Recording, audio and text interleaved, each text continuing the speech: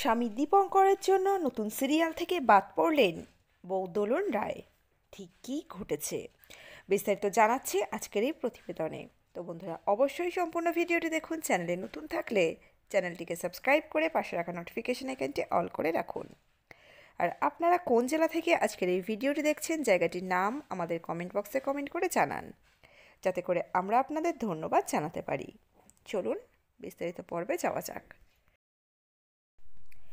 বছর চারেক আগে কাগজে কলমে সই সাবুত করে বিয়ের পর্ব সেরেছিলেন টেলিজুটি দীপঙ্কর দে ও অভিনেত্রী দোলন রায়।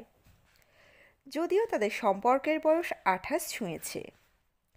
24 বছর একসাথে থাকার পর বিয়ে করেন দুজনে। বাইপাস লাগোয়া বহুতলের 19 তলায় ফ্ল্যাট এই টেলি দম্পতির। ইন্ডাস্ট্রিতে এই জুটির প্রেম নিয়ে কম চর্চা হয়নি গত আড়াই দশকে। সম্প্রতি 80 বছর বয়সী স্বামীর সঙ্গে শারীরিক সম্পর্কের ব্যাপারে খোলামেলা আলোচনা করে হইচই ফেলে দিয়েছেন অভিনেত্রী দোলন রায়। বাস্তবে জুড়ে রয়েছেন তারা, একই ইন্ডাস্ট্রির অংশও তারা, অথচ স্ক্রিনে একসঙ্গে দেখা যায় না তাদের। কেন? সেই নিয়ে কথা বলতে গিয়ে চমকে দেওয়ার মতো তথ্য ফাঁস করেন দোলন রায়। সংবাদ মাধ্যমকে দেওয়া সাক্ষাৎকারে অভিনেত্রী জানান, স্টার জলসার আসন্ন মেগা বধুয়ায় শুরুতে অভিনয়ের কথা ছিল তার। সবকিছু চূড়ান্ত হওয়ার পরেও দীপঙ্করের জন্য কাজ হারান তিনি। দোলন বলেন, আমাকে বধুয়ায় প্রধান একটি চরিত্রে কাস্ট করা হয়েছিল। ওরা আমাকে বলল, টিটোদা কি কাজ করবে?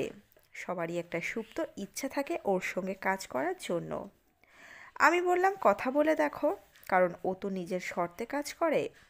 ওরা কথা বলার পর সব ঠিক হয়ে গিয়েছে, চ্যানেল খুব উল্লসিত ও কাজটা করছে।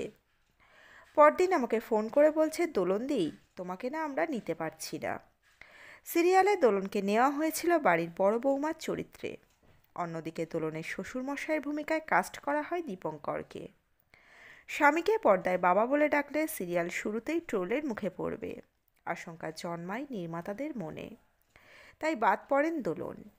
আক্ষেপ করে অভিনেত্রী বললেন, ওরা বলল টিটোদার শ্বশুরের চরিত্র করবে, তুমি তো বড় বৌমার রোল করতে।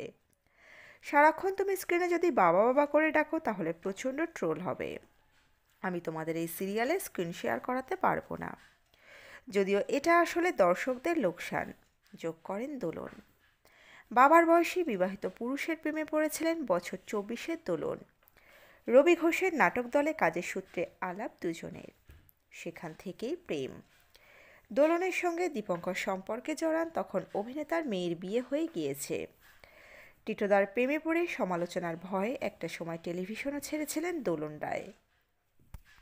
তবে সব কটূক্তিকে বুড়ো আঙুল দেখিয়ে দুর্বার গতিতে এগিয়েছে তাদের অসমবয়সী প্রেম।